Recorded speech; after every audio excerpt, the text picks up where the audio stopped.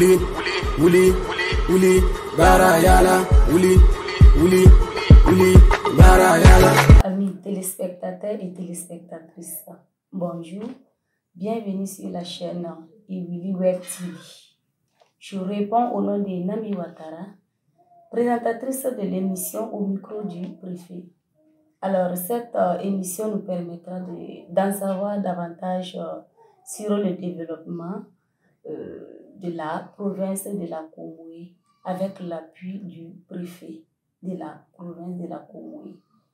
Alors, nous avons comme invité le préfet de la province de la Comoé et le PDS de la commune de Banfora. Alors, sans plus tarder, nous allons donner la parole à monsieur le préfet pour qu'il puisse se présenter. D'accord. Merci bien, madame. Merci de nous recevoir. Je suis Barou Yapouba, préfet du département de Banfora. Par ailleurs, président de la délégation spéciale de la commune de Banfora. Okay. Donc, du même coup, je fais une petite ratification. La province de la commune est dirigée par le haut commissaire qui est ma hiérarchie. Okay. Et je suis chargé de la gestion du département et de la commune de Banfora. Donc, c'est de prendre en compte le département au lieu de province. La province appartient administrée est dirigée par le haut commissaire et non le préfet. Le préfet qui dirige le département au lieu de la province. Donc, les questions vont se centrer sur le département de Banfora ou peut-être avec la délégation spéciale sur la commune de Banfora en tant que PDS. Merci pour les éclaircissements. Merci bien. Alors, sans plus tarder, nous aimerions savoir quelles sont vos priorités dans notre département de Banfora. Bon, est-ce que en tant que préfet du département de Banfora, mes priorités s'alignent aux orientations en tout cas du gouvernement et du pays.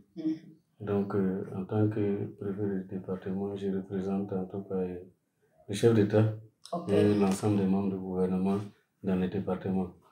Donc, c'est en cela que mes priorités s'alignent aux orientations du gouvernement.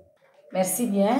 Alors, ma deuxième question, c'est de savoir quelles sont vos visions pour que vous puissiez bien mener votre service. Bon, j'allais dire, nous sommes arrivés dans un contexte difficile, voilà, lié à la question sécuritaire. Donc, comme vous avez parlé de priorité tout de suite, je crois que la priorité du gouvernement, c'est véritablement la question sécuritaire. Voilà, comment réinstaller la population, et je crois que nous avions une avancée significative de façon générale dans la région des Cascades, notamment au niveau du département de Banfora. Donc je crois que ce qui nous tient à cœur, c'est la question sécuritaire. Après, les questions de développement pourront suivre, même si on tente en tout cas de le faire parce que la situation s'est nettement améliorée, pour ne pas dire qu'on ne parle plus en tout cas de questions sécuritaires dans la commune ou dans le département de Banfora. Merci. J'aimerais savoir encore davantage concernant votre département de Banfora. Connaît-elle des défis concernant la cohésion sociale? D'accord. Donc, le défi est énorme en matière de cohésion sociale parce qu'on a assez de conflits dans le département de Banfora. Il y a plusieurs types de conflits, les conflits liés au foncier, les conflits de chefferie, les conflits liés à la gestion des ressources en eau. Mais bon, je crois que le défi, c'est premièrement ramener la cohésion sociale au sein du département. Je crois que nous avions déjà posé beaucoup d'actions allant dans ce sens et nous pensons que nous commençons à avoir en tout cas une amélioration pour ce qui concerne la question des conflits qui sont généralement récurrents. Mais aujourd'hui, de nos jours, on peut dire que dans l'ensemble, ça va, ça peut aller. Mais comme nous sommes en saison hivernale, il y a assez de conflits liés à la gestion du foncier. Quelles sont les précautions que vous pouvez prendre pour faire face au conflit? J'allais dire que dans la plupart des cas, c'est des actions d'anticipation. Voilà, nous prévenons les conflits. Et les conflits qui arrivent également, nous essayons de les gérer. Alors, je crois que nous avions, de façon concrète, nous avions l'ODPREJEC et l'Observatoire en tout cas de prévention et de gestion des conflits. Et même avec ces démembrements jusqu'au village. Voilà, nous avons pu installer également ces instances au niveau des villages qui regroupent les CVD, les chefs des villages, en tout cas toutes les autorités coutumières et religieuses qui pourront en tout cas apporter les touches pour prévenir ou soit gérer des conflits. Donc je crois que c'est à travers ces instances que nous arrivons en tout cas à prévenir ou à mieux gérer certains conflits et à avoir véritablement une conciliation parfaite entre les parties. Toutes mes félicitations. Puisque la question que je devrais poser tout de suite, vous avez répondu. Je allais vous demander à savoir comment vous gérez les conflits entre la religion, les coutumiers, en allant, comme vous avez pu répondre. Peut-être que ce qu'il faut ajouter, généralement, on ne gère pas le conflit directement comme ça. Au-delà d'être préfet du département dans l'organisation judiciaire, les préfets sont en même temps des présidents des tribunaux, notamment le tribunal départemental. Donc à ce titre, quand on reçoit des conflits, voilà, nous essayons de la conciliation. Et bien avant que nous saisissons de ces conflits, ou bien dès qu'il y a des plaintes devant nous, voilà, je crois que nous utilisons des mécanismes endogènes, que certains appellent les mécanismes traditionnels de résolution des conflits. Ça voudrait dire que le problème d'abord est posé au niveau du village, auprès du chef du village, des autorités coutumières, que je vais dire de façon générale, les CVD, il y a les présidents des CCRV, ce qu'on appelle commission de foncière, commission de conciliation des foncières, et la commission des foncières, toutes ces instances-là se retrouvent pour traiter de la question. Et il arrive qu'on arrive à avoir un consensus, une conciliation. Et d'ailleurs, dans la plupart des cas, c'est notre souhait. Et si toutefois il n'y a pas de conciliation, et que ces mécanismes endogènes, traditionnels de résolution de conflits, on n'arrive pas à gérer ce conflit, voilà, nous prenons en tout cas la question avec toutes ces instances-là au niveau du tribunal, c'est-à-dire la préfecture, et pour voir comment nous pouvons. Mais je crois que les autorités coutumières, religieuses, les CVD sont beaucoup impliqués dans les conflits. Nous ne recevons pas de plaintes sans préalablement épuiser la partie conciliation au niveau village. D'accord. On allait en venir à la question.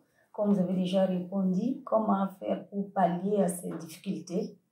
Alors, souvent, malgré les difficultés, on veut savoir un peu plus comment vous les abordez, puisqu'il y a des difficultés qui sont de taille. Comment vous arrivez à pallier à ça? Bon, je crois que la plupart des cas, il y a des situations, quand ça nous dépasse, ça ne relève pas de la compétence du tribunal départemental, on le refait traitement en justice. Voilà. Mais il y a des cas, je crois que il y a certaines situations où, si je n'arrive pas à gérer, je crois que la hiérarchie intervient. Et le haut commissaire, comme je l'ai dit, qui est ma hiérarchie directe, il y a le gouverneur également. Voilà, souvent il y a des conflits qui sont, vu l'ampleur, qui sont directement pris en compte par la hiérarchie. Et nous sommes là ensemble pour pouvoir donner véritablement, pour situer le contexte de ces conflits, pour permettre à l'autorité en tout cas de pouvoir les gérer ou de pouvoir les trancher.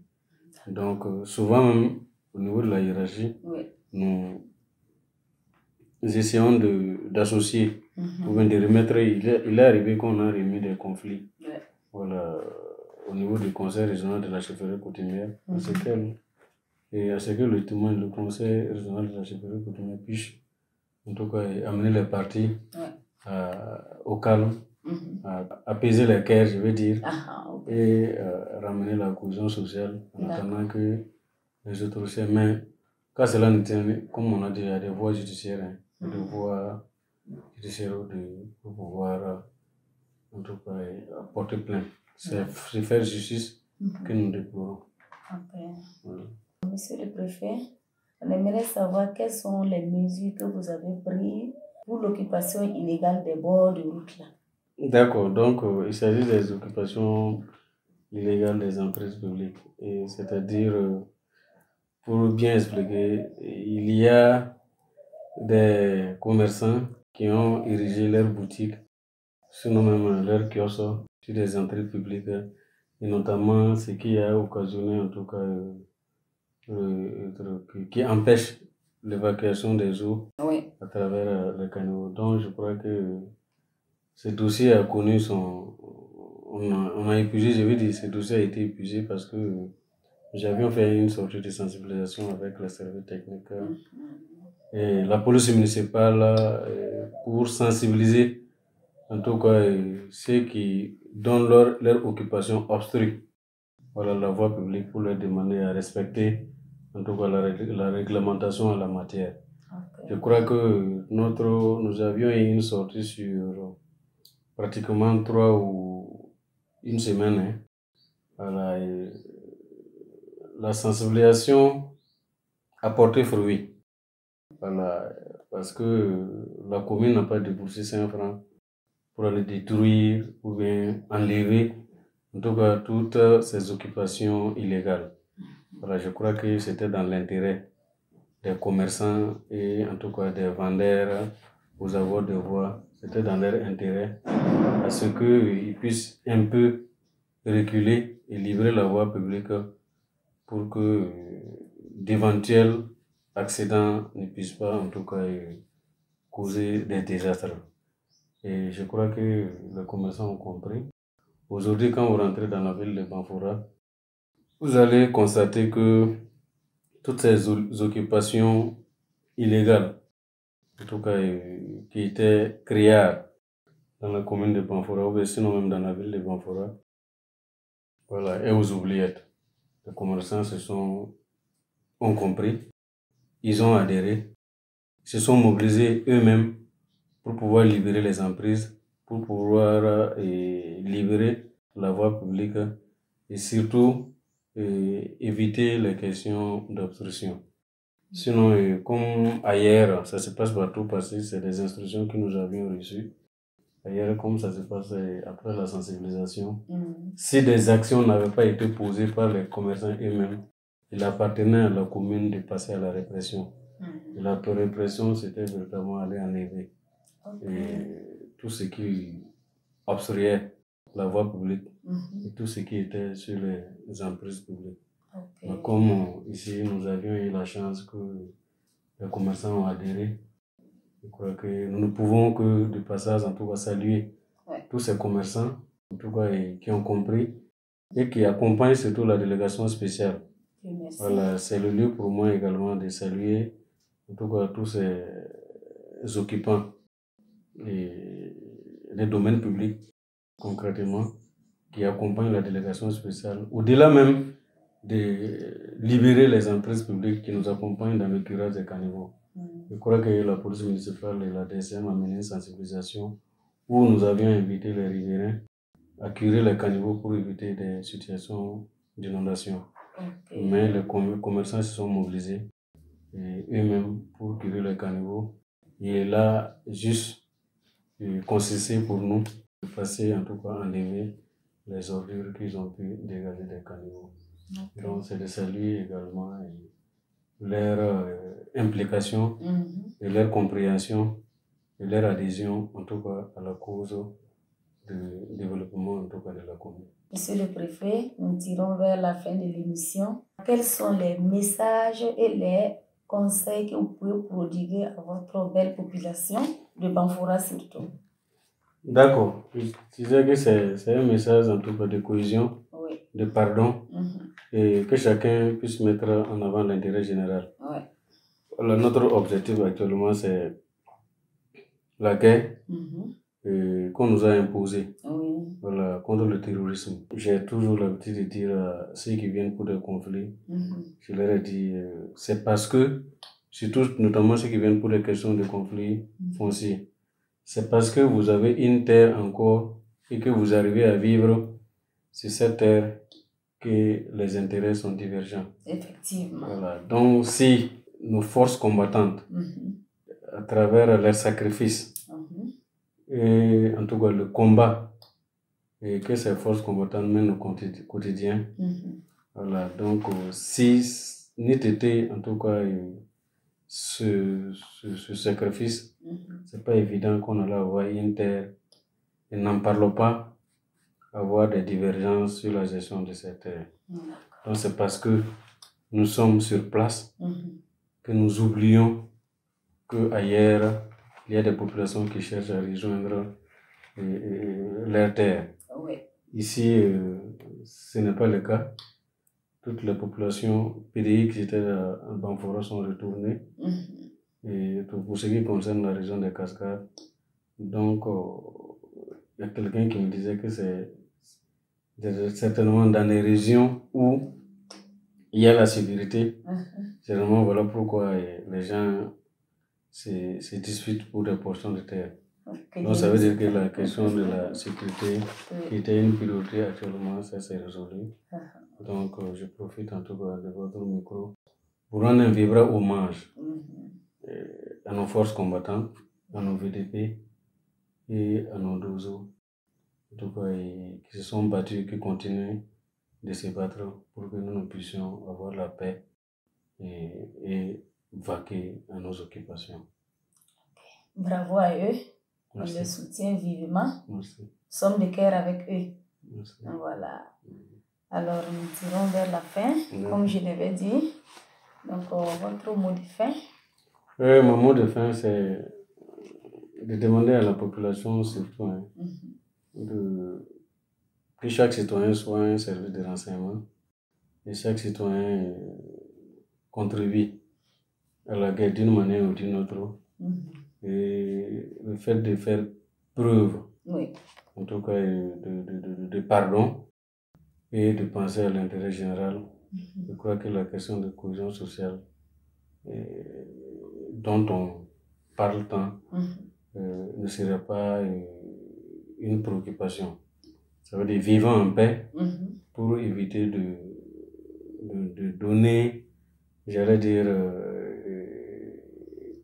une place ou une plateforme à l'ennemi qui cherche à nous diviser. Donc c'est dans l'union sacrée que nous allons en tout cas arriver à accomplir nos missions. Et c'est dans l'union sacrée que nous pouvons encore accompagner ces forces combattantes. Donc ce que je voudrais dire à la population, c'est de faire preuve de pardon, de tolérance, de pardon mutuel, je veux dire, de tolérance, et en tout cas de ne pas hésiter à aller vers les instances habilitées à recevoir les plaintes au lieu de vouloir se faire justice. Donc nous sommes en révolution RPP, l'ordre et la discipline, comme on le dit. Je crois que c'est dans l'ordre et la discipline. Là où il y a l'ordre et la discipline, je crois que forcément il doit y avoir une union sacrée. C'est ça. Et c'est ce que nous demandons à cette population. Que Dieu nous entend. Merci. D'accord. Je suis très ravie de vous recevoir sur notre plateau. Merci. Et on compte surtout sur vous. D'accord. Pour l'avancée des choses. D'accord. Merci bien. Merci à vous également. Merci en tout cas de nous avoir offert en tout cas votre plateau. Merci. Voilà, pour pouvoir traiter des questions ou des préoccupations qui concernent le département de Banfora. Merci. Je vous en prie. Au micro du préfet sur la chaîne Iwili Web TV. Merci. Merci bien.